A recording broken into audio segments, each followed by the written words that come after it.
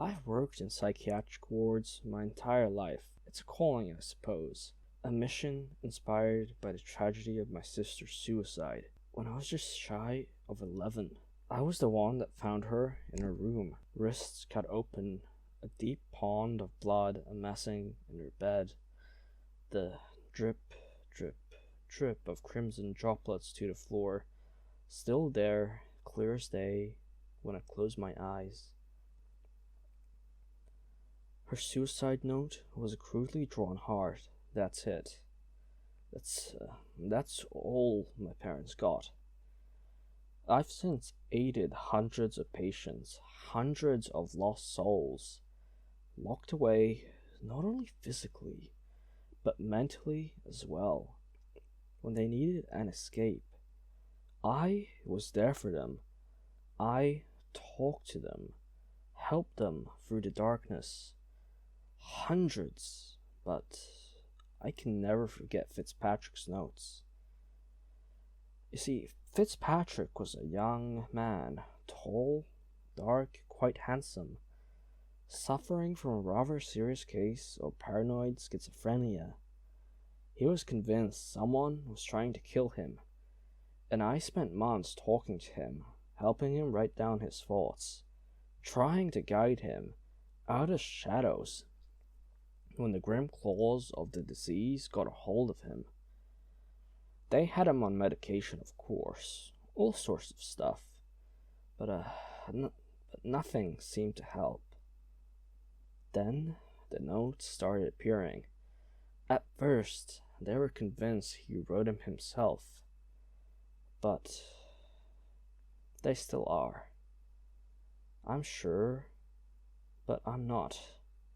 I know he didn't write them himself, even though it very much resembled his handwriting. Simple, sinister messages they were. We're coming for you. We want you dead. We'll come for you when you're sleeping. We'll slit your throat. Every day he'd find a new one and descend into what I can only describe as a bottomless, fear-induced hysteria. On the floor, under the bed, under the pillow, in his shoes, the notes would magically appear, seemingly out of nowhere. They usually had to restrain him, and I can still hear his desperate shrieks as they dragged him down the somber hallways, tears streaming down his pale, terror-stricken face. No one believed him, of course. How could they? A history of mental illness, in and out of institutions since he was a child. It was obviously just another stage of his sickness rearing its ugly head. Then one day, a final note. We're here, Fitzpatrick. We're coming for you tonight. They didn't know that he'd planned it for weeks. Didn't know that he had a knife.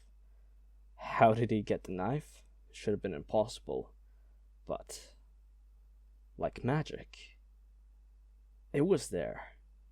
He stabbed the orderly 23 times. Poor old Gary Pruitt. Pleasant, mild-mannered man. He was just checking on Fitzpatrick that night. It wasn't really his fault. Really. It could have been anyone. Fitzpatrick is long gone now, but I'll always remember him and the notes. He was my first, after all. Can never forget your first, can you? I'm just glad they never looked closer. I was sloppy back then, still learning, I suppose.